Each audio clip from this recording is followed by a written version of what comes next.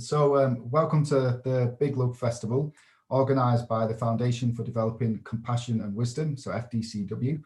The aims of this festival really is to celebrate 40 years of universal education activities across the world. It's also a chance for new people to taste the experiences and tools and programmes of UE, as well as to inspire and contribute new ideas for the next 40 years of UE. And just to say that everything offered is free of charge, and of course donations are welcome too, especially during these unstable times, and we'll share a link of that at some point also. Today's session is Staying Steady in the Face of Problems, presented by Robina Courtin, a very experienced popular teacher across the world, known for her precise and powerful teaching style. Robina's, for those that may be new to us, has been a Buddhist nun since the 1970s and has worked in the Foundation for Preservation of the Mahayana tradition alongside Lama Yeshe and Lama Zopa Rinpoche, and has served as editorial director as Wisdom Publications, editor of Mandala magazine, and as well as executive director of Liberation Prison Project. So very humbled to be able to chair the session with you today, Robina. Well, Jason, thank you. Yeah, and I was just going to give a quick overview of what the session wants to cover, and that's really the fact that in life we're often quite attached to things going nicely, and when they don't, we feel a strong aversion, and really we take that as a normal reaction. And Robina hopefully today is going to explore how we can view the world differently to try and reduce that kind of adverse reaction to the world. So a bit of a quick housekeeping just before we get started. The session is, informal, so please do comment away in the chat box, and please do add your questions there too, and we'll have a very specific time at the end for questions, and also, we can turn on the microphone to ask questions too. So yeah, without further ado, over to you, Robina. Thank you, Jason. Because it's university education, I couldn't, it's Lama, and then I was a bit confused, and I said to Victoria, I thought I was supposed to talk about Lama Yeshe. She said, no, you talk about whatever we said. But I have to mention Lama Yeshe. It's universal education, isn't it? I have to mention Lama Yeshe. I'm Lama Yeshe's daughter. So, anyway, so we'll just, maybe Lama will pop in. We'll see what happens. Lama has to pop in, Yeah. So let's do what Lama would have done, which is just, we start with a nice motivation, and we think we're going to sit here for this 1 hour. I'm going to go blah, blah, and all you kind people in Spanish and Russian are going to say blah, blah. So we can take some tools from it. What for? To help us develop our incredible potential, that's it. So we can be a benefit to others. Bottom line, that's why we're here together. So, yeah, how to stay steady in the face of problems. It's almost like when we know the teachings, when we know the Mahayana path, and we know the most advanced level of the Mahayana path is, as Lama Zopa would say, we've got to learn to like problems like we like ice cream. And of course, this is a ridiculous idea. But if you think about Buddhist teachings, it's exactly what he's saying. It's almost like you can say, we're not starting to practice working on our minds, which is the job of being your own therapist, quoting Lama Yeshe, be your own psychologist, he said. That's the job of being a Buddhist, That is the job of being a Buddhist. That's when we start to be a Buddhist. So you think about that, that's what we're trying to do. We don't really begin to practice until we have problems. When everything is going nicely, when you get everything you want, and that means when you get everything attachment wants, I'm in this little house in Santa Fe. Santa Fe is, it's now about 2 degrees, between 2 and 10 degrees every day now. It's chilly. So I've got this lovely floor heating. Then when it's hot, I've got this nice AC, which is totally quiet. So as soon as you get too hot, what do? You put on the AC. As soon as you get too cold, you put on the heating. We just naturally do that. We're so fortunate. We have access. And when I'm hungry, I go to there. The fridge, there's always something there. So that's getting what attachment wants every second. We call that happiness. And it is. But the point is, the second I don't get what I want, the second there's a pain in the knee, the second the AC doesn't work, then we get distressed, But that's the whole point of Buddhist teachings. Buddhist fundamental point is this brilliant psychologist, and this is not a joke, is that what goes on in our mind, this is his key point. This is the simple, practical point, the scientific point the Buddha makes, which is the essence of all his teachings, that what goes on in our mind is the main source of whether we're happy or suffering. It's so simple. These words are so simple. We can hear them at the very beginning. You can repeat that sentence in 1 second. It's easy to memorize. But to do that job, oh my God, look how difficult it is, you know. So we need Buddha's analysis to show us why it's so difficult. Because we're driven by these ridiculous neuroses, you know, we're driven by these 3 poisons, as Buddha says, you know, the three toxic emotions. Apparently there's this, you know, the Buddha mapped the mind, and that came from these amazing Indians before him. I always quote His Holiness the Dalai Lama. He says that, you know, it was these amazing Indians more than 3,000 years ago who were the ones who began the investigation into the nature of self, the investigation of the nature of reality of the universe. And the mind is their expertise. They mapped the mind well before the Buddha came along. You know, then he diverged in his own direction, particularly in relation to investigating the nature of self. And the Buddha's expertise is the mind, you know. Apparently there's this map of 84,000 delusions. Every time you ask the Geshis, what text is that map in? They all say they don't know. But I mean, it seems like Buddha did give this map, 84,000. And as Ling Rinpoche, the young Ling Rinpoche, you know, if you know, lately he's traveling, and people tell me they've never heard this before, and I hadn't heard it before. He said 21,000 of all the neuroses, these delusions, these mental illnesses. Actually, Lama, in his Mahamudra book, he identified 21 synonyms, Lama, most of which Lama made up, just in his incredible wish to get us to understand these teachings, you know. I mean, 21 different terms Lama used for what the Buddhists would say is an affliction, and he never used that word because he knows it's a ridiculous word in English. It's so arcane. So the thing is, you know, there's these 84,000 neuroses, and then there's 84,000 direct antidotes to them in this map of the mind. So as Ling Rinpoche says, 21,000 are rooted in ignorance, the root one. 21,000 are rooted in attachment. 21,000 are rooted in aversion.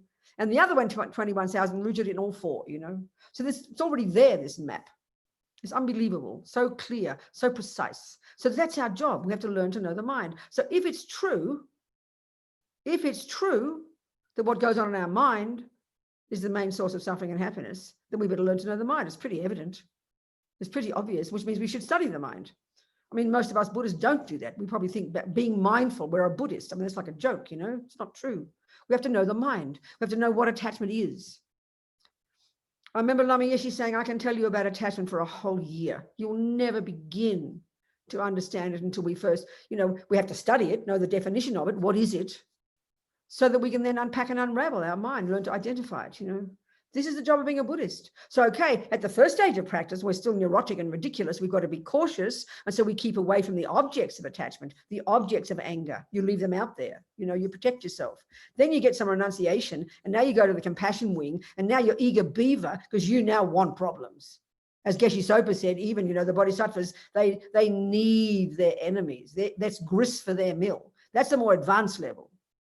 So even forget about liking problems. Let's look at how we can stay steady in the face of problems. Well, the only way to stay steady in the face of problems is to identify what's going on in your mind. There's no other choice because it's the mind that gets unsteady. You know, it's the mind that gets upset. And this is one of the crucial points, actually. You know, just this morning, I was sitting there trying to do my meditation, trying to be a good nun. And I get this bit of sciatic pain in my left leg sometimes these days. I used to get a lot more. And this, you see it, the second it arises, what happens is aversion arises in my mind. But because we're so familiar with that aversion arising when a pain comes, when attachment doesn't get what it wants, we completely conflate the pain and the thought in the mind that interprets it, which is aversion. So that's why we get upset. Now, we think we're upset because of the pain. That's a mistake. We're not. The pain's a catalyst for the arising of aversion, and that's what's upsetting. The aversion is what is unpleasant. The aversion is what is horrible feeling. I mean, this is like a revelation if we can begin to understand this. This is all Buddha's telling us, but because we're so addicted to when we get what attachment wants, a good feeling, we conflate attachment and good feeling. But if we look at the Buddha's model of the mind, we study Lorig, we're going to learn there are neurotic states of mind and attachments in that category. Then we know there's another category called neutral, which is really, I like to call it the mechanics of the mind, that are neither good nor bad. And one in there is called feeling. And that one, in this case, a pleasant feeling arises. And then attachment kicks in. So they happen so quickly, we think they're the same. So when a pain and the knee hurts and aversion arises, we assume they're same. So of course I'm upset because I've got a pain. Of course I'm distressed because my husband isn't doing what I want. We assume that. This is what we have to unpack. This is not logical. And this is the key. In there is where practice starts. And so we have to first understand that feeling is not a good or a bad state of mind. This is something we don't think in. Modern psychology doesn't talk like this, you know. So Buddha's view is so distinct, so unique.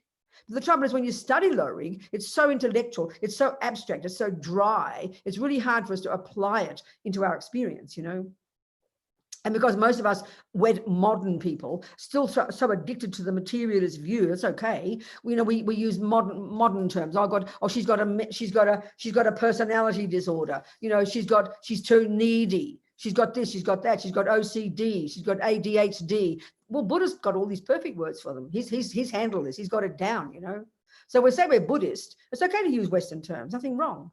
But we sort of think Buddhism's over here and it's religion, and there's real psychology over there. It's called, oh, I've got OCD. No, you just got attachment and your mind's berserk, okay? And Buddha's got some techniques to help you fix it. He's had them around for a couple of thousand years. But it's almost like we don't believe Buddha's view. Oh, that's just religion, you know. It's very fascinating. I find this very fascinating. So we have to learn the words. And that's why we have to study these texts. Of course, it's dry in the beginning. Everything's dry theoretically, but then you put meat on the bones and it becomes experience for you. And that means we have to recognize when attachment arises, recognize when aversion arises. Because what a problem is, what's labeled a problem is when attachment doesn't get what it wants, because attachment is the default mode. It's just there at the level of the deepest assumption. And the assumption of attachment is that the fantasy I, must get what I want every second. I mean, it sounds so brutal to talk this way, but that's exactly, you know, and this is how Lama Yeshe would talk. I mean, what blew my mind, what blows my mind still, it absolutely blows my mind, Lama, when I edit Lama's books, you know, you have to read Lama's words. This is in the late 1960s, early 1970s. It was like he was born a hippie. You know, when you really can see how incredibly different Tibetans living up in their mountains, isolated from the universe for, you know, a couple of thousand years. And then you hear a very traditional Buddhist teaching from a Tibetan mouth. It's like, it is literally still 14th century, isn't it? Nothing wrong. But then you hear Lama Yeshe, and his English was insane, but he had no pride. He didn't care. I mean, I don't want to learn new languages because I'm embarrassed to make a mistake. I'm so arrogant. Lama would just blurt out, you know, no structure, no grammar, but the words he chose. I mean, it was astonishing how he could choose these words. It just blows my mind still, the way he expressed in modern way, like he was born a Westerner. He was born a modern person. It was incredible, you know, really, it just blows my mind. And like I said, in his effort to convey to us, because this is our problem, he can see that we put Buddhism on a pedestal, you know. Oh, yes, I've got afflictions. Oh, I've got an affliction. It's like a special Buddhist disease. Well, it's Buddha's word for neuroses. It's Buddha's word for being ridiculous. It's Buddha's word for OCD and ADHD and all the other, bipolar and all the rest. But we think it's Buddhism's over there, you know. We're schizophrenic, as Lama would say. And that's what this effort he had to bring this stuff into ordinary terminology. Because if it is just religion and if it's just cultural, then you can't translate it into modern world. You'll destroy it. But it's not. And that's our problem, because we're so addicted to the shape. We walk around looking like Tibetans. We walk around, you know, or looking like Japanese people. It's not Asian. Buddhism is not Asian. It's universal truth, you know, literally. But it's really hard to see this until we put meat on the bones of those words, you know, which is what Lama could do effortlessly.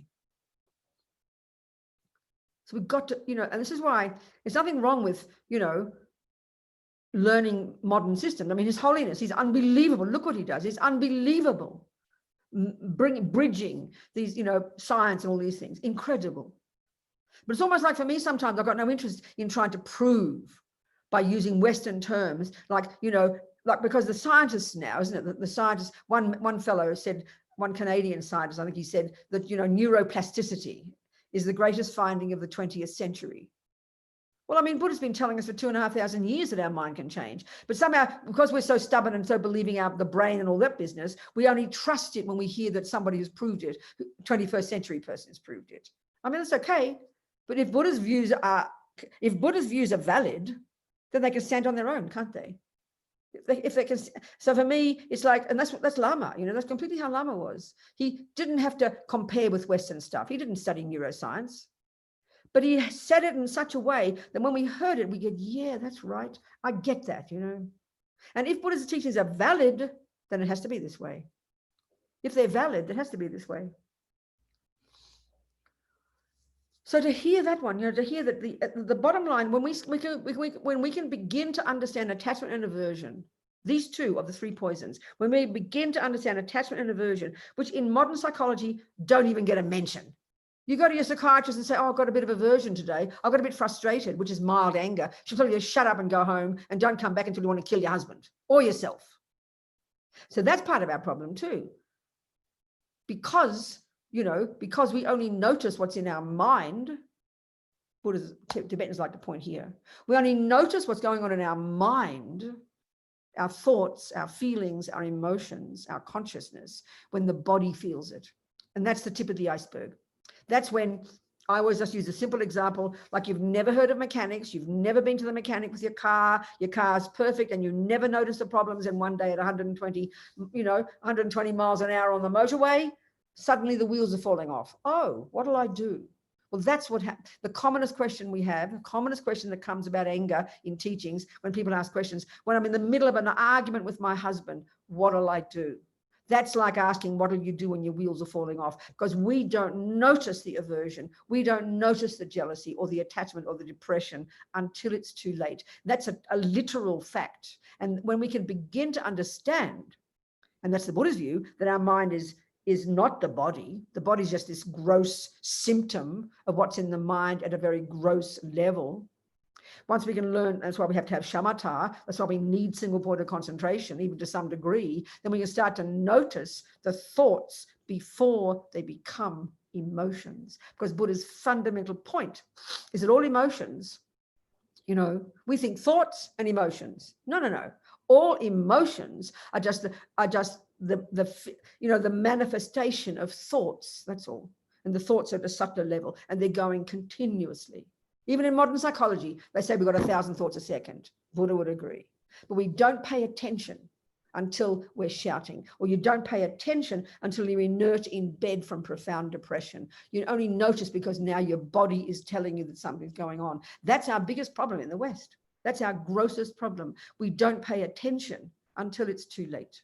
That's why we all have mental breakdowns. And you could argue, you could say logically that if we had even some semblance of awareness of our thoughts, and we have to practice that, some semblance of awareness of our thoughts, and then because they're still at the thought, a relative kind of not violent level yet in the mind, we can then learn to be our own therapist, which means argue with them, debate with them, bring your virtuous roommates out to argue with your crazy roommates. And at the moment, the crazy ones tend to run the show. So you have this little argument with yourself, and that's how you work on your mind every day. That's being your own therapist.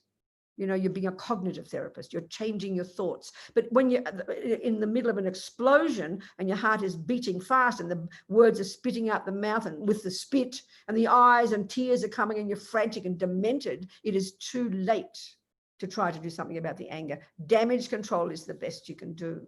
So we've got to get it before it becomes violent. This is really not a complicated thought. It's just not how we think in our world, that's all. Then we can begin to recognize, like this morning, there's a feeling in my knee. Then that millisecond, the interpretation arises. I don't like this. That's aversion arising. You don't call that anger, because anger is the volatile expression of aversion, isn't it? Aversion is the bare bones thought. I don't like that. Attachment is the bare bones thought. Ooh, I want that. And we go a million times a day between these two. So we can catch these at ever more subtle levels. We can work at them, work with them at that level when the mind is still reasonable. Then you would never have mental breakdowns. You would never go crazy. You would never be inert in bed with depression. You would never shout and scream and yell. This is not cosmic.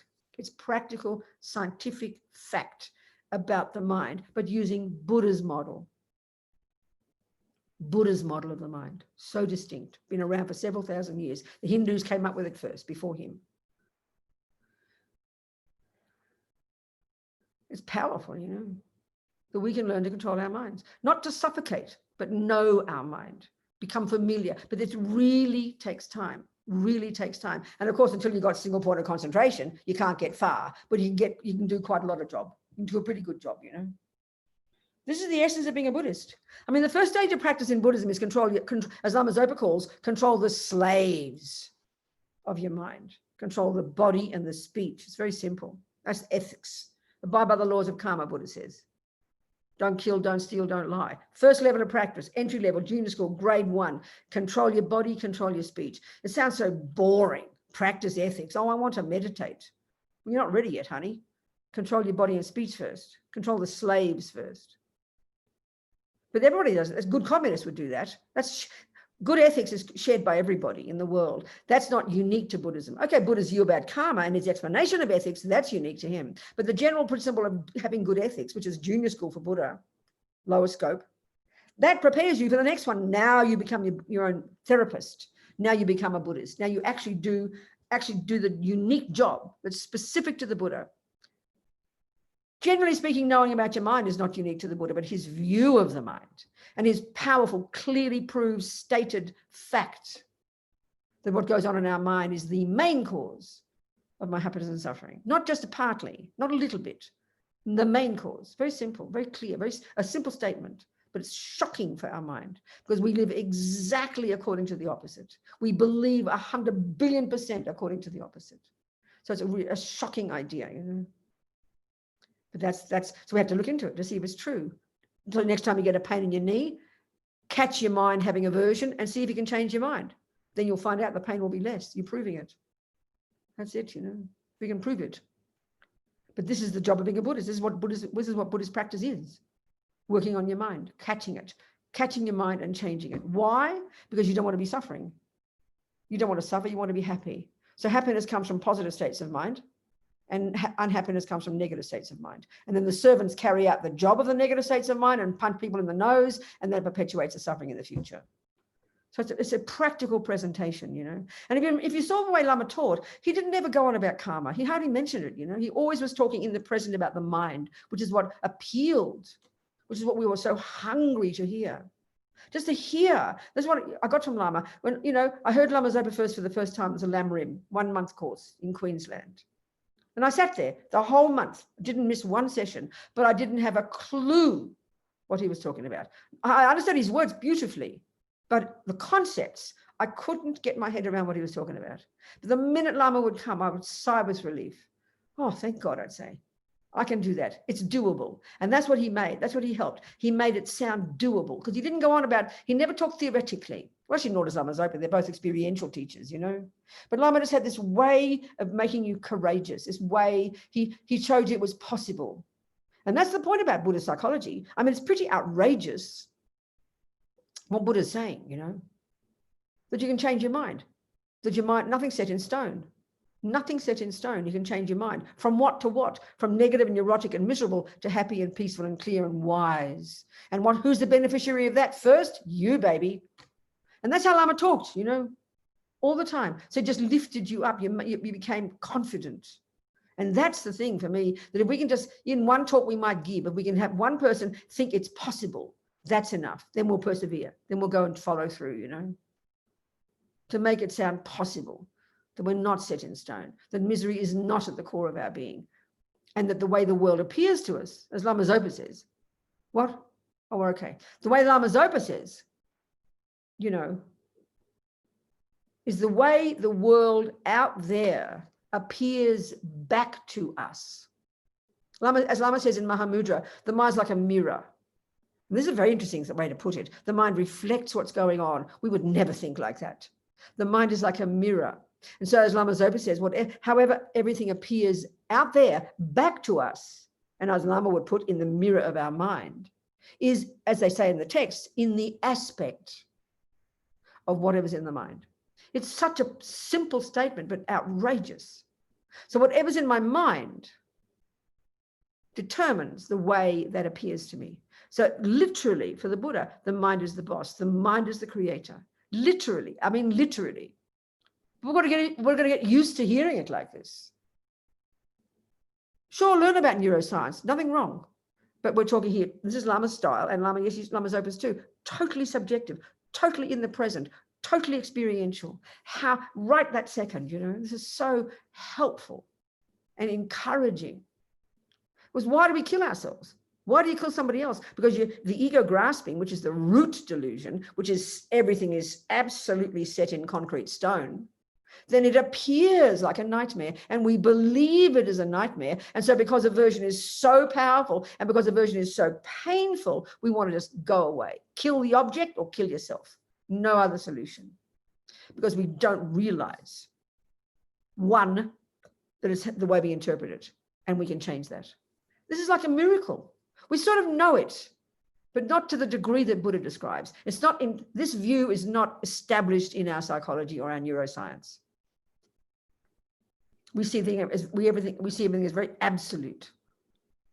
So there's a person recently emailing me, and she said, "Oh, I've got anorexia and I've got OCD." And then she, you know, and we talked about how she wanted to know the Buddhist approach to how to deal with it, you know.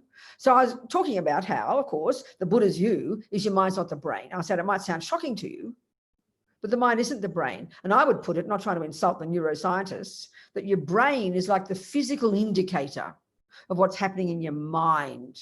So nothing wrong with seeing the brain, but what we're trying to do being a Buddhist is know the thoughts and feelings inside. So for her, there was a real, you know, it was liberating for her to think that she wasn't stuck. It's like having only one hand. You've only got one hand, so what can you do? So she really was feeling that because her brain is this thing, what can she do? I'm stuck with it. I'm stuck with it. And she suddenly realized she's not stuck with it. And that's what's liberating. That's what's liberating. And isn't it? I mean, the neuroscience thing is, the neuroplasticity is a marvelous, proving this point that Buddha makes. I mean, just wiring up. What's his name? That French monk. What's that French monk's name? Dechen, that French monk. What's his name? Matthew Ricard. Francois. Who? What's his name? Ricard. That one. Yeah, thank you. He just had his brain wired up, and he just sat there thinking about compassion, and he reconfigured his brain. I mean, this blows people's minds, and that's exactly the point. I mean, Buddha doesn't need to know about the brain. You ask those great yogis back then where their brain is, they wouldn't have a clue. But their mind, their cognitive process, their experiential thoughts and feelings and emotions, you know, are there. That's their expertise. And that's what's incredible about the Buddhist view. That we can get, and this is where Lama Yeshe too, in Mahamudra, in his lovely book Mahamudra, when he talks about the qualities that you'd accomplish if you got single-pointed concentration. Now, mostly in the texts, they don't tell you these things. It sounds so mystical. You get too excited and you get attached. They just tell you this, you know, the steps you go through, you know, lessening this and blah, blah, blah, till eventually you've got shamatha. But the way Lama talks, he tries to get us excited.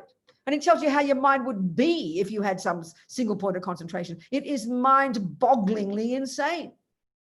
As he says, it's impossible to imagine it. And this has been around for 3,000 plus years. This technique, a living, extant, real technique that people like you and me are doing right this second, up in the mountains, metaphorically or actually, accomplishing this incredible, brilliant, genius psychological skill to absolutely get under control every tiny thought. As Lama said, one of the experiences is it's as if your mind is as vast as the universe and you can count every single atom. He said even it's more brilliant even than computers, and he's not joking. He talks about how you have effortless and the way the Lama used these words. I mean, where did he get these words from? Ecstasy, rapture. He said, the mind is experiencing ecstasy, rapture. I mean, you almost feel embarrassed speaking like that. It sounds like a sin. This is the potential of our mind. I mean, just to hear this, and because we don't, you see, because we don't have this in neuroscience, there's no view, there's no, there's no methods in neuroscience to configure your brain to get ecstasy or rapture, then we just think it's religion. We just chuck it over there in the religious box. Well, that's insulting. This is real, practical psychology. Actual, real. And who does it? You do it, baby. That's the point, So I'm happy that neuroscience is proving the Buddha's right. But I mean, good enough for me, Buddha. I don't want to be fundamentalist, but if I can express how Buddha's got it down already, that's what Lama did. He proved the Buddha's point. He proved that Buddha was incredible. But even in the way His Holiness talks, he always separates all the ritual religious side, doesn't he, from the psychological side, from the mental side. This is what's so incredible about him. They're very similar in that way. It's very amazing. So how to be steady in the face of problems? Know your mind, baby, and have the courage.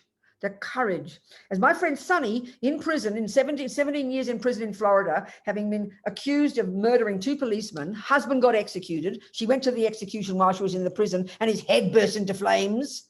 Her 2 children were sent into the system. Her parents were killed in a car accident. She's accused of killing 2 policemen. She's innocent. You can imagine. Talk about change your mind. Talk about stay steady in the face of problems. God in heaven. And she said, there she was in her cell. She wasn't Buddhist. She did yoga and things. She was in her cell 23 hours a day. She had a Bible. That's about it. She was a Jewish girl. She said she discovered that she realized she had the choice. I have the choice. And what she meant was to change her mind. So she became this amazing human being. You know, did not go berserk, did not lose her brain, because she knew she could change her mind. She wasn't a Buddhist. She just had this incredible intelligence, incredible emotional intelligence. And I think she didn't have much anger. I think that's a key to success. That just sounds so normal to us, having anger. But anger is when you have a panic attack, when you get what you don't want. So normal people go mad. Most people in prison are psychologically really stunted because there's such a brutal, horrible place to live. Well, certainly in America anyway. They're good at this. I'm allowed to criticize. I've got an American passport. I'm allowed to criticize the English because I've got a British passport as well. So she was, for me, that's why I find it so amazing to use examples like people in prison who have no choice. Their backs are against the wall. We love to hear stories like this, but put yourself in the same situation and not get annoyed because you can't get your coffee. You know, I mean, look at it. The potential we have. So there's Lama talking about the incredible potential we have for bliss. Well, also the incredible potential we have to change our mind. That's the being a Buddhist. Change your mind, baby. What does that mean? Change the interpretation and stop thinking, stop conflating pain with anger, or, you know, pleasant feelings with attachment. That's our problem, because we're so addicted. But attachment is in the negative state of mind. It's a distorted, hungry, emotional hunger, neediness, expectation. And this, again, almost like this arrogant assumption, deep in our bones, an assumption that I only deserve the good things, because that's the real voice of ego. I deserve. Lama Yeshe would call ego the self-pity me. This sounds very cruel, doesn't it? But that's the assumption of the delusions. There's this intense assumption. Attachment is an assumption that I must get what I want every second and that I deserve it. And then what happens when you don't? Look at anger. I don't deserve that. How dare you do that to me? I don't deserve it. That's what anger says. So we don't say we deserve, but it's implicit. So this is where the ego grasping comes in, the root delusion, the assumption underneath attachment and aversion, the assumption of a self-existent, intrinsic, concrete, definite, pointable, separate me. These are the 3 mistakes, the 3 toxic emotions. If you understand just these 3, forget about the 84,000. Or the 83,997. Just these 3, if we work on these 3, it gives us a profound understanding of our own mind and therefore of everybody else, because we're all on the same map, you know. So I love Buddha's view of the mind. I think he's great. I mean, as if I'm so clever to say that, but I think he's my favorite psychologist. Thank you very much. All these other blokes are fine, you know, that's good enough, but can't touch Buddha. I think it's about time you ask me some questions. Come on. I've raved on enough. Got some question? Yeah, I've just got a bit of a question myself, and then we'll go to the crowd. Good on. And basically, yeah. So, you know, you mentioned this idea of not following attachment and not reacting to anger. I mean, I guess in the West, one of the things that we struggle with is feeling if we don't do those things, that we become almost grey, neutral, boring, you know. That's right. Yeah, exactly. That's the biggest misconception. So I know, you know, when you have a person who's kind of, it's just intellectual knowledge, and they think is what a Buddhist, and they kind of become like a nothing person. Oh, would you like some tea, Robina? Oh no, I'm renounced. Would you like some coffee? Oh no, I don't care. So that's what indifference is. And this is not, I mean, oh my goodness, this is not the meaning. It's much more subtle, much more nuanced than that. So that means we have to know it, understand it really carefully. It's so easy to misinterpret. This is the grossest cliched view of a Buddhist, you know. or Buddha's view of the mind. So, because you see, we don't point out attachment and aversion in our world as being something with a problem. We just give it equal status along with love and compassion and kindness. We factor them in as ordinary, positive, necessary states of mind. So we've got to start questioning that assumption first. And here very clearly, Buddha's fundamental point, which is hard to hear because it's not in our view, Jason, that there are a category of mind, states of mind that are neurotic, delusional, disturbing, based on I, and the source of suffering. And then we've got a bunch of states of mind that are valid, reasonable, virtuous, appropriate, and are the source of happiness. That's the first thing you have to learn. But what we do, we don't learn that. We just leap in and hear, oh, I shouldn't be angry, I shouldn't be attached. So we don't know how to interpret it properly. That's our problem. We haven't done the basic work of learning the Buddhist model of the mind and this distinction between negative and positive states. It's a technical term, not a moralistic one. Do you hear me? Yeah, so your answer to that is, you know, people have to think more about what the Buddha's trying to say there. On what You don't think it, you study it. You don't think about it, you study it. You study it, you know. If you don't know the difference between herbs and flowers in a garden, you can't just think about them. You've got to study botany. So we've got to study the Buddhist model of the mind. Then we don't, but many people who are Buddhists think, oh, that sounds intellectual. I don't want to do that. Because we're so convinced it's all about, you know, the experience. It is, but you've got to have the theory first. That's the crucial piece that's missing, Jason. Do you hear me? Yeah, loud and clear. Good. Thanks very much. Fantastic. It's a really good point. Who else is there? So I'm going to ask if there's anyone in the crowd who'd like to ask a question. Maria's there. Maria and Adriana and Maria have questions. There are two people there. Maria, would you like to ask a question? Where's Maria? Which Maria is asking? And Farina's got a question. So they're all writing them down. Just speak them. Just say them out, Jason. Yeah, we've got a question here. How do you work with your mind when you live alone? So this is from Adriana. It's the best time to do it. When you're undistracted by stupid husbands and children and things and doggies and pussies. You see, the two wings of the bird. You got to have two wings of the bird. Good, Katie. All these people have got questions. Get them all, Jason. Get clear. You line them all up in order.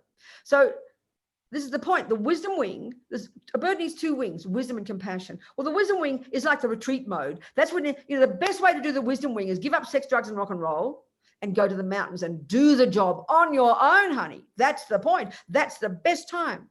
That's the proper job, the wisdom wing. But we're so, we're surrounded with cakes and toilets and husbands and children. We're so distracted. We can't look inside the mind. So the best time to do it is when you're on your own. But that's a bit like being autistic or being weird in our culture. We're seen as kind of peculiar. We don't know what to do with our mind. We've got to start learning it. And that's the point. That's all the Buddhist teachings are structured in an orderly way. You start learning to get a bit of a practice every day. And that's the discipline we need. And that is the best time to look at our mind. But it's too scary for us because we want to be distracted by all the people out there. And also because we have loneliness, which is a function of attachment, that thinks, suppose I haven't got people out there feeding back to me myself, I don't know how to look at myself, you know. So it's a really powerful thing to do, but it's not easy for us. But this is the best time to look at our mind. But we have to learn to know how. Like I said to Jason, Buddha's view is quite specific. Buddha's techniques are quite specific. I hope that helps. Next one. Yeah. Come. Maria. So how do we keep our, question here from Victoria. How do we keep our minds from getting negative when we watch the news, hear about climate change? Same as the pain in the knee. Same as the pain in the knee. We assume, you know, because you've got to set a policy. I mean, look at it in this country now, the extreme between the two lots of people, you know, like the Trump people and the non-Trump people. So it's like, if you've got a set of views already in your mind and you've got a particular view in your mind, and then you're going to hear the politics on the television that aren't yours, that's like getting a pain in your knee. So we conflate hearing something that my attachment doesn't want with aversion. No. Realize that just because a person's saying something out there doesn't mean I have to have a response. That's where one of the practices we have to learn to do by looking into our own mind is merely just don't have an opinion about it. Observe the anger pop up, observe the jealousy, observe the unhappiness, and let it just be there. But we have to respond immediately as soon as the pain comes, as soon as the wrong politics comes, as soon as we read about suffering comes. It's the same thing. We immediately have aversion to it, which is then why we have a panic attack. So it's really powerful, but this is what's difficult, to begin to have to control over the mind, knowing that what the mind is the interpretation of those politics, the interpretation of the pain in the knee. That's the massive point to start to see. But at the moment, we're completely addicted. We're like locked into the situation. We're locked into those events. We can't even notice our mind responding because we think they're the same thing, you know. This is a huge job we have to learn to do. This is the fundamental job we have to learn to do. And we have to just practice. So start with the principle that what goes on in your mind is an interpretation, and that thing out there is something that is what it is. So our mind interprets it, but we assume our interpretation is that thing. It's the same with the cake. If you've got attachment for cake, then the cake will look delicious because you're seeing it through the lenses of your attachment. But if you've got aversion to that cake, the cake will look disgusting because you've got your ugly glasses on. So we don't realize that our mind is one thing and the event is another. That's the miracle of the Buddha's view. And that's what we have to learn. And that's the principle first. So slowly, slowly, we start to practice. This is what being a Buddhist means. And that's how we stay steady. That's how you stay steady.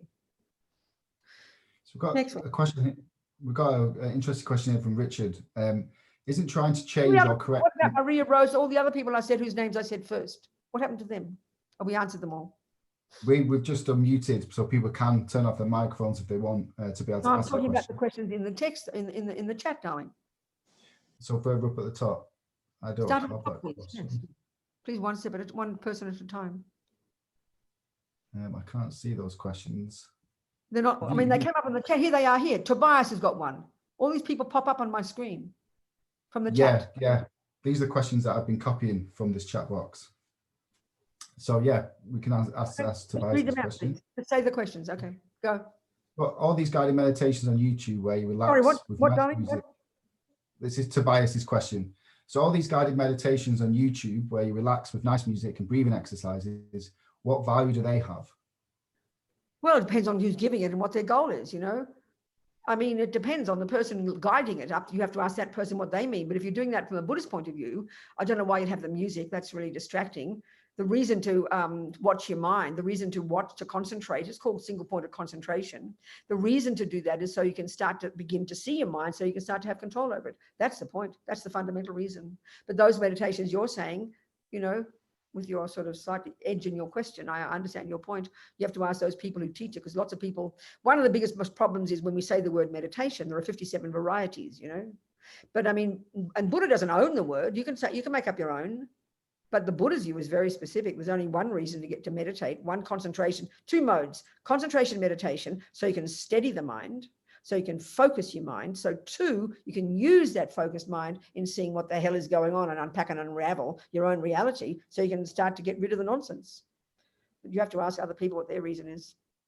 What else?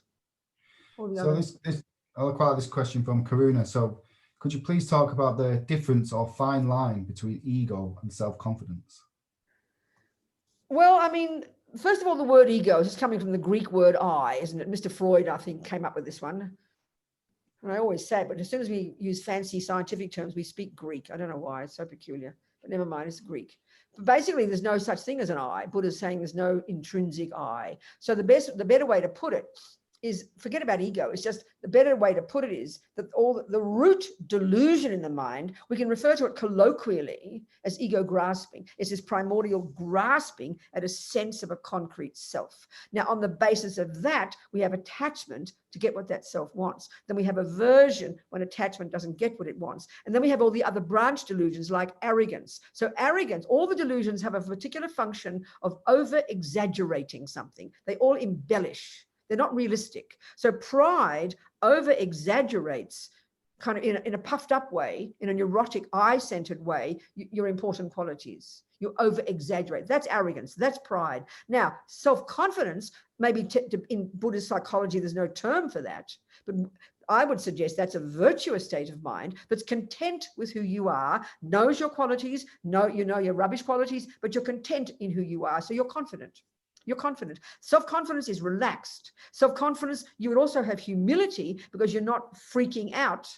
A person who's arrogant has, you know, interestingly, arrogance, when you puncture arrogance, You tell that person they're a creep, they will collapse and it'll flip into low self-esteem. So arrogance and low self-esteem are the flip side of each other. I know this is sounding very depressing because we love to think we've got low self-esteem. But the low self-esteem is a self-centered state of mind, and it's kind of outrage that other people out there dare be better than me. So it's really it's a function of arrogance. But if you've got not much arrogance or low self-esteem, you'd have self-confidence and you'd have humility. So you're relaxed, you're easygoing, you're comfortable, you're delighted to meet somebody who's better than you. So the key factor of all the virtuous states of mind for the Buddha, and don't hear that as moralistic, it's a technical point. Virtuous states of mind are valid because they're in sync with reality. Delusions are not, because they're not in sync with reality. They're mental illnesses. So they're hugely different. The rubbish ones inflate, distort, exaggerate. So low self-esteem exaggerates my ugliness. Pride exaggerates my importance. But the virtues are not uncomfortable. They're connected, they're in relation to dependent arising, they're related to others, they're valid and appropriate. And that's something that's unique to the Buddha's analysis. This is not the modern analysis. And again, right back to the beginning, Jason, your question, when we can get that clear, we can start to distinguish these different parts of our mind. This is the key to success. Oh, next question. And just on that, there was a question that was further up from Richard, and then I've got a question here connected to Lama Yeshe. But this first question I'd like to ask, because it's connected.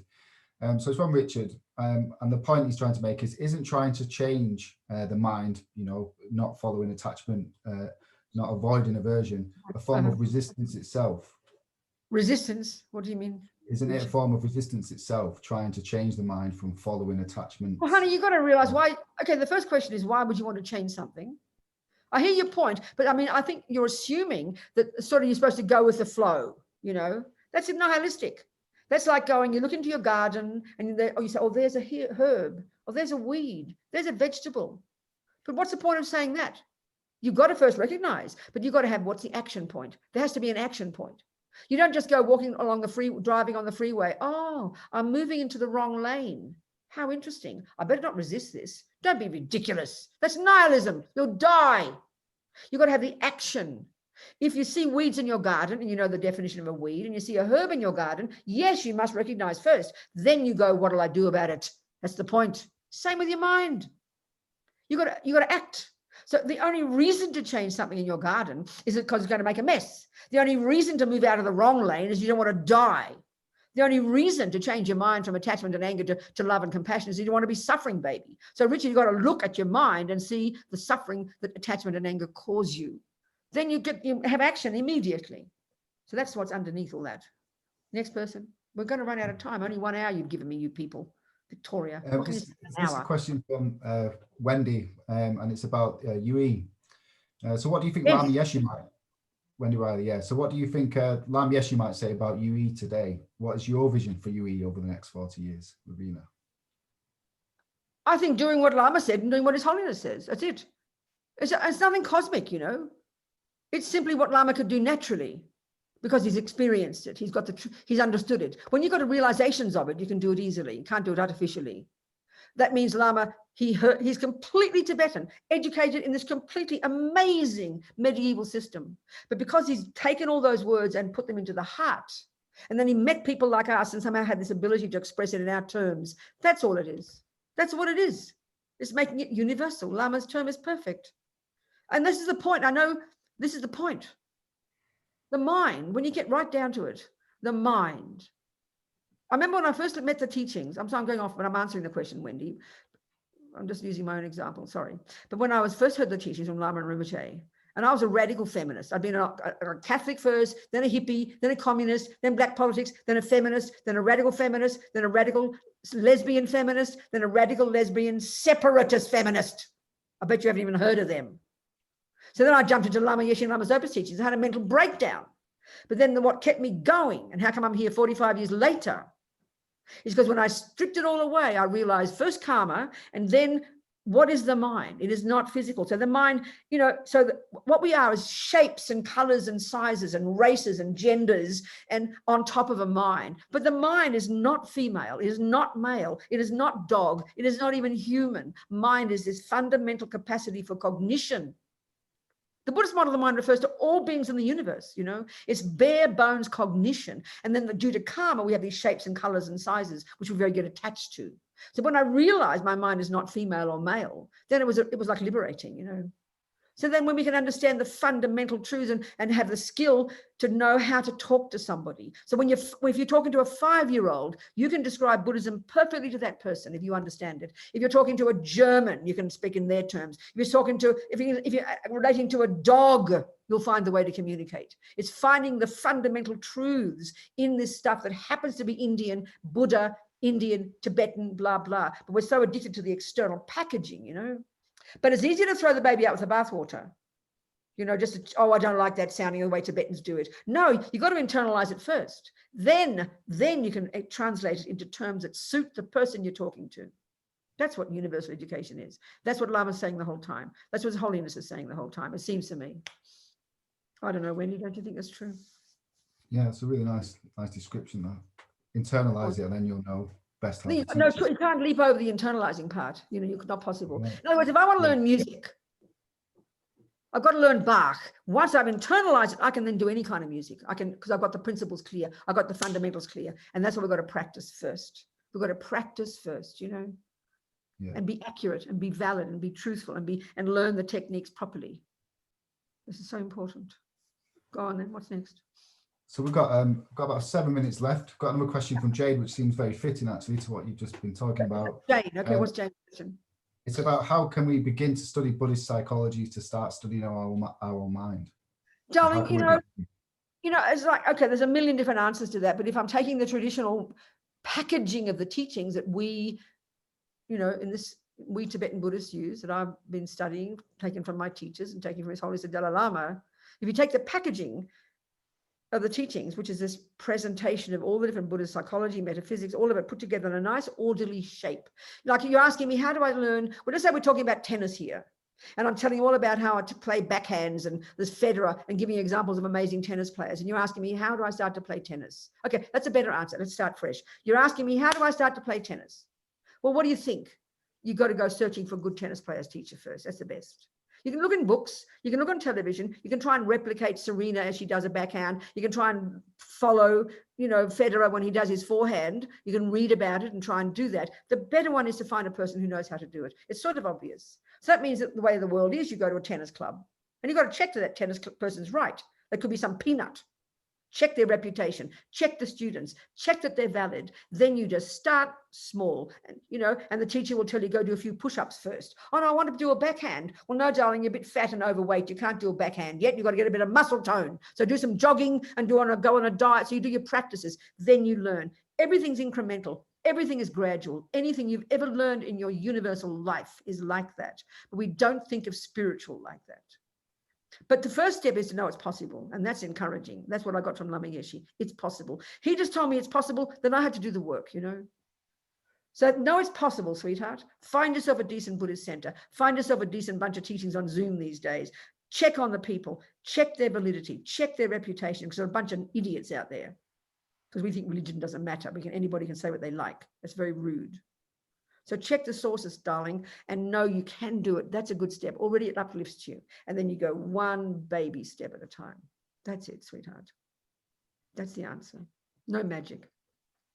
But you can start, if you like, doing 5 minutes of watching your breath in the morning, 5 minutes of meditation and sitting there with determination to stay focused on your breath. But the benefit from that is that, you know, you're stepping out of your head for a few minutes and you start to hear the crazy thoughts. And that's a good sign, not a bad one. And then during the day, you start to notice your thoughts more. That's an immediate way to stop. And the other way to practice is shut your mouth. Don't say those negative words. Zip your lip, honey. They're good little practices. But then the bigger picture is find a good teacher, find a good Dharma center. What else? So I've got a last couple of questions then. What happens in 5 minutes? We kind of all collapse and Zoom turns off, or the money runs out, like the meters in England when I first went there. You put your 5p in to get your electricity, then it stops. Or we can go over 5 minutes if we need to. We can go over 5 minutes for sure. Okay, good. Yes. Thank you. Yeah. Okay, no. Yeah. So I've got a question here, and it's about, I think, about the way some of these emotions can linger. And it's something that I thought about. Linger, yes. Yeah. Yes. So this question is about the sense of guilt towards actions in the past. past. Oh, darling, guilt is our favorite. It's a tragedy, guilt. Guilt is so destructive, you know. So we sort of explain it technically. This model that Buddha has, we've got these three main, he calls them the three poisons, or we can say the three toxic emotions. And these three together because they're the basis of so many others. It's a very specific approach, you know, like I mentioned. So ego grasping, this powerful, sort of so instinctive feeling of a me in there, which is a not comfortable me. It's an unhappy me. It's a separate me. It's a lonely me. So that then expresses itself as attachment. I've got emotional hunger. I'm never enough. What I get is not enough. How much my boyfriend tells me he loves me, not enough. So then this is attachment energy. So at the grossest level, this attachment is like for boys and cakes and handbags and things. That's the gross level. But honey, as we start to get more deep inside, the deeper, more primordial level of this attachment, and this is so primordial, and it's so deep in us, we don't even notice. It's a profound feeling, this feeling of I am not enough, I am not good enough. So therefore, in order to feel that I'm good enough, I need someone to tell me, oh, Robina, you're a nice person. And then we all perk up and get all happy because attachment is like it makes us incapable of being content. And so it's this almost like disconnect between who I am and feeling in me I'm nothing. This is why we have loneliness. This is why we have guilt, because we've always got this person inside our head that we're, okay, the loneliness one first. The loneliness is this feeling that I'm not enough inside, and this yearning to always tell other people what I feel, what we call share my thoughts with somebody. You've got to analyze, why do we want to share our thoughts? Because I don't think I'm worthy having my thoughts on my own. I need you to hear them. This is kind of weird, but we are all like that. This is a function of this attachment. It's a symptom of a very unhappy person. So the guilt one is very powerful. This one of this attachment to being, we've got this attachment, the deepest one, to being seen and heard by others. We have this craving to be approved of by others. So since we're born, we've had this, Buddha says. So, so what we've done in our life is we've internalized God says this, don't do this. The judge says this, the police say that, the laws say this, mummy says this, grandma says this, and we've internalized all this. You should do this and you shouldn't do this. We've internalized this. And because we want to be seen as a good girl, then whenever we do something wrong, even I joke and say, even just break a cup while you're washing the dishes and there's no one there, incredible guilt comes up. You're terrified of being found out. I'm a bad person. So why are you a bad person? Because you've heard mummy say you should not break a cup. So we internalize all these shoulds and shouldn'ts from other people out there, and we're desperate for their approval. So we run around turning it against ourselves. Oh, I must be a bad person. I mean, we're demented. We are mad, you know. This stuff is so deep inside all of us. So it takes a time to unpack it. So the Buddha is saying everything we are is in here already. It's up to us to approve of ourselves. It's up to us to become this marvelous person that we are, you know, to have our own internal compass of what is right and what is wrong, not just waiting for approval from somebody else. Oh, you're allowed to do that, Robina. Oh, thank you. You know, so that guilt is I'm a bad person. I went against what somebody else said I shouldn't do because we're terrified of being found out, or we're terrified of being pointed at and criticized. This is the depth of what guilt is. And guilt also is internalized anger. If I'm angry, I'll say, you did this and you did that and you did this and you're a bad person. Well, listen to guilt. I did this and I did that and I did this and I'm a bad person. These are all misconceptions, Buddha says. They're all misconceptions, and that's the key thing about all the neurotic states of mind. They've got one characteristic: they're disturbing, that's evident. But the real one in the bones of these states of mind, in the bones of these emotions, underneath, at the cognitive, a subtler, more conceptual level, they're conceptual stories, they're elaborations, they're embellishments, they're distorted, they're lies. And that's why we have to unpack and unravel these thousands of thoughts. This just takes time. So having this, these are theories I'm giving you, but we recognize, you know, we recognize. Yeah, it's totally fascinating to think of guilt as linked to attachment. I would have never thought of it that way. Internalize. It's anger, and anger is a response when attachment doesn't get what it wants. But you're the object of guilt, that's all. And we love guilt. It's our favorite ones. Next, what's next one? So we've got a question here. We had a few questions about relating with others, basically. Sorry, what, darling, Jason? We've had a few questions. I mean, my Australian ear can't hear your English accent, so speak more. And I'm sure the Russians and the French have the same problem. They're bad as me going fly. Speak more. We've had a few questions about relating to others. Okay, like what? Good. So how do we? So let's say some people are not staying steady around us. Yes. How do we help them get steady? You know. Good. Such a good question. So this is why all we've talked about so far is totally the wisdom wing. Don't think this is selfish. You've got to put yourself together first before you help others. That's the point. If you can't stay steady when you break a cup, if you can't stay steady when you have a pain in the knee, how the hell can you stay steady when your beloveds are having a mental breakdown? That's why we all drown together. So in order to help others, which is the compassion wing, you've got to put yourself together first to whatever degree you can. So compassion, helping others is the point, as His Holiness says, but compassion's not enough. You've got to have wisdom. So that's a vague kind of weird word to say. But what Buddha means by that is, first of all, the wisdom wing is referring to all this work we're describing right here, which is the work for you to do on yourself, which is why you need to be on your own to do this. You've got to do the wisdom wing first on yourself.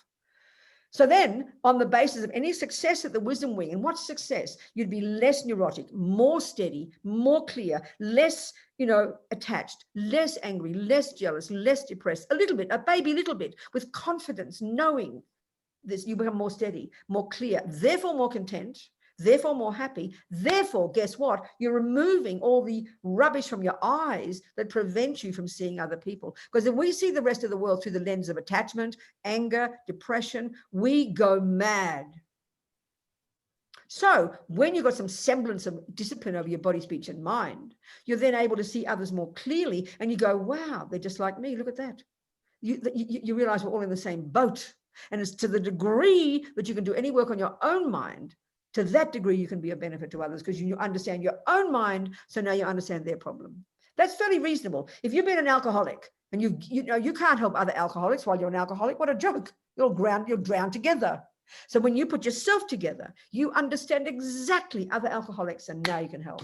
Well, that's the wisdom wing, because we're all in the same boat, people.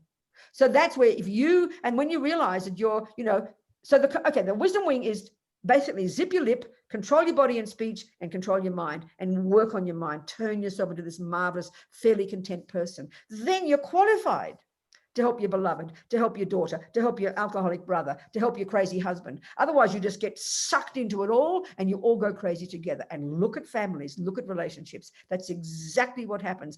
What is the term we use? We have no boundaries. And when you have attachment and anger, they're like these tentacles that go out and jump onto other people. So we all go mad. And because we believe that I'm unhappy because of my husband, and we try to manipulate my husband to make him change, and because I believe I'm happy because of my boyfriend, then we sort of all the time relating to the outside in a really neurotic way. So we've got to work on our own mind. We've got to do this inner work, the wisdom wing. Then you're more steady and more clear, even a tiny bit. Then you can see others. So then it's like being like a wise parent. You see a little kid having a tantrum. If you're angry and attached, you'll end up having a tantrum as well. You won't be able to stop. But if you've got more steadiness and you're out of compassion, you realize they're having a problem. You know how they feel. You feel the same, but you have some skill to know how to handle it. You might just let them have their tantrum and they'll calm down eventually. Or, let's say it's your alcoholic brother. You can see, so you've got compassion, you've got love. They're in the positive category, but you've also got attachment.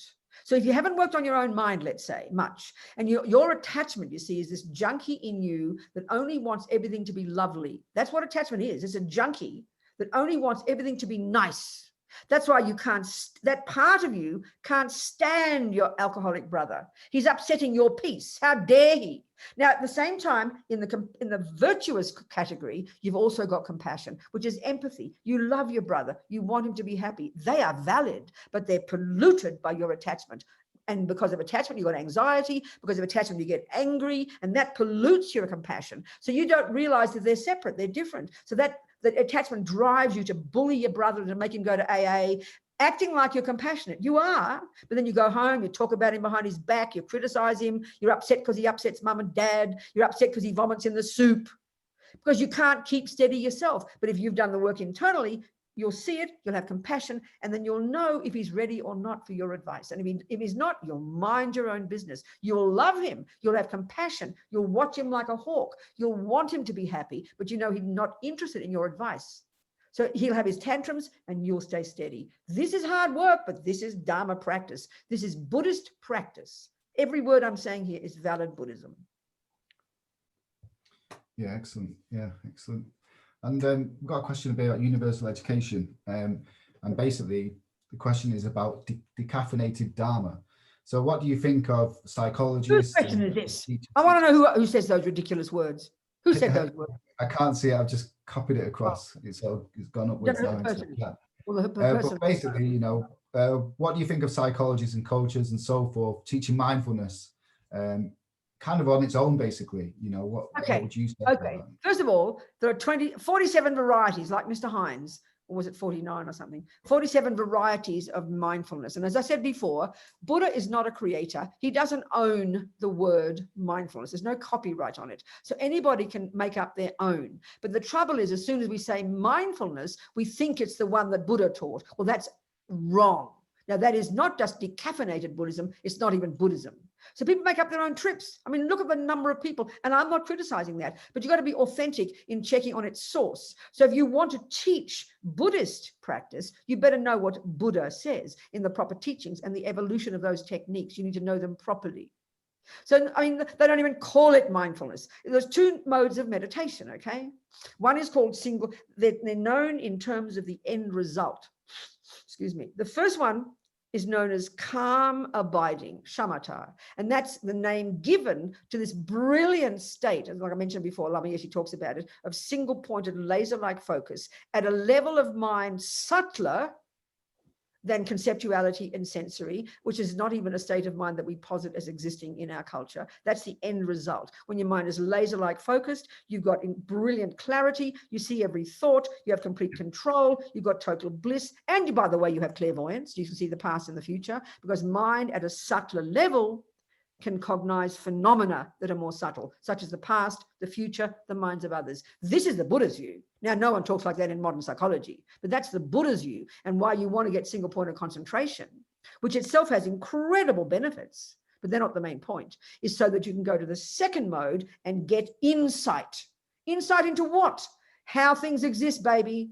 Because Buddha says we're up a creek without a paddle. We're living in la-la land because we're not in touch with reality, because we're driven by the delusions. So we need clarity first of the single point of concentration. And then by studying all the Dharma, we can then use that as a basis for doing analysis, so we can get insight into impermanence, insight into karma, insight into the nature of mind, insight into compassion, insight into emptiness, and finally become a Buddha. That's Buddhist meditation. So what other people do, don't ask me. But if a person does want to teach it, and you know, you can be a 1% Buddhist. You don't have to be 100% Buddhist. You can be 1%. And if learning some technique can help you, this is the bottom line for me, whatever that technique is, whoever teaches it to you, I don't care whether you have music on and incense and everything else, if it helps you see your own mind and take responsibility and know you can change it, then it's valid, in my opinion. If it doesn't help you do this, it's a load of rubbish. That's my opinion. So just a very quick practical question then, really. Well, they're all practical, Jason. All this is practical. Yeah. What do you do at the exact moment when anger arises then? Honey, that's like asking me when I'm 120 miles an hour on the motorway. Oh, my wheels are falling off. What'll I do? Damage control is the best you can do. So focus on not dying. Focus on not murdering your boyfriend. So the point of that is the learning from that. This is what I said before. Go back to basics, and you better start doing some meditation every morning so you can train your mind, so that you can bring that training into your daily life, and you can start to notice the anger before it vomits out of your mouth. That's the point. That's the real learning. But like I said before, the only time we notice our anger, our jealousy, our depression is when it's vomiting out the mouth. Or the only time you notice you are depressed, and that's just internalized anger, is when you're inert in bed. This is our tragedy. This is the point, you know, this is the whole point. What else? So we've covered quite a lot of the themes of the questions, and I've just got one last question really before we close. And this is, if you could suggest one thing for us to do regularly to help us stay more steady, especially during, you know, what we're going through now with COVID, what would be the one thing you would, or you may recommend? Realize that there are bad things happening. And that's and I can learn to interpret in a different way. That's it. That's it. As His Holiness said, even when somebody asks, how do I apply emptiness into daily life? It's the same answer. See things from another point of view. So, for example, straight away, the typical one of, say, seeing all the suffering, seeing all the COVID-19, naturally we're going to have, we might have a panic attack. Oh my God, what if I get COVID? And we start to sort of constrict and get freaked out. So think that's an interpretation called attachment. It's okay, we've all got it. So then how can I see it differently? Well, how about compassion? Try seeing, oh my God, those poor people, look at that. What can I do to help? Straight away, you've just changed your interpretation. It's not easy, but it's possible. And then suddenly you've got your compassion glasses on, and now you can straight away change your mind and you'll have some action. What can I do to help?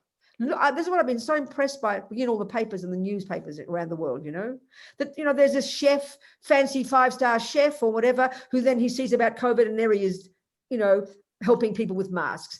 A little child, some little kid who was bullied in Maryland in the States. And he ended up deciding, well, we're going to old people. So he started getting big truckloads of things for old people. So compassion, we haven't even talked about compassion. We did mention it. But compassion is an immediate, powerful, instant antidote to fears and drama. If we can be brave enough. If we're so overwhelmed by our suffering, we can't do that. And that's true because compassion is more advanced. But if we could just do that, what can I do to help others? And it sounds holy, but it's profound, and it's just another interpretation of the same event. And it makes you more optimistic. Because when you can say, can I help others? You're optimistic. When you fear, you're the opposite to optimistic. You're constricted and paralyzed. That's what all the delusions paralyze us. So we can be brave even just thinking, what can I do for others? How can I help? So you open your computer, give $5 to something. Straight away, you're uplifted right there. I remember when I first heard the teachings from Lama Yeshe, about bodhicitta, about compassion. It was like insane. What are these people talking about? I love everybody. That'd be ridiculous. I could not get a handle on it, It was too high. It was too much on my mind. It didn't move me at all. It's completely ridiculous. It seemed impossible. The level of compassion the Buddha says we can get. So then I heard His Holiness say, if you want to help others, practice compassion. If you want to help yourself, practice compassion. And suddenly it made sense to me, Suddenly I heard it. I had a leg up, that opened it up to me, the possibility. Don't think that's self-centered. His Holiness says, if you're going to be selfish, be wisely selfish. Help others. That's the most powerful antidote, if you can do it. But we've got to do the wisdom. If you're so broken and so victim mentality and so broken by your bully husband or your bully boss, this is too much for you. You can't do that. You've got to take care of yourself first. Work on your own mind. We've got to know where we're at. But we've got to be brave, So what to do? Say something like that. Will that do, Jason? Yeah, thank you very much. Yeah, really fascinating and so many practical points. The mind boggles really how much we can put into practice if we have the courage to do it. And that's what was really inspiring with your opening as well, was you talking about Lama Yeshe and how he inspired confidence. And I think yes, exactly. So that's what I want to leave you with. Even if you can do, we have all got the possibility. Our mind is not set in stone. Everything is interpretation, and we can change it. We can do it. Have confidence. That's the most precious. Whether you call yourself, whether you have, as Lama Yeshe said, whether you have Mickey Mouse on your altar, whether you're a communist, I don't care. Know you can change your mind. Know you can change the way you see things. And who's the beneficiary? You, then others. Okay, no. So thanks Thank very you much. for inviting me, Victoria, and everybody. I'm so happy. And I'm so happy all the work you're doing. And I hope you're hugely successful in bringing all these wonderful, optimistic ideas to the universe. We all need it badly. All right. Thanks, everybody. I'll sing the compassion prayer. I'll just sing bodhicitta. May bodhicitta grow and grow in the hearts of all. Jamchob semcho grinpoche, makie panam ke gyochi, ke panyampa me payang, gong ne gong du pervasho. Okay. Thank you, everybody. Thank you for the French and the Russians and the Spanish for translating me, and the Portuguese. Thank you so much, everybody. That's it. Thanks, everyone. Thank you, darlings. Thanks, everybody. Never give up. Much love.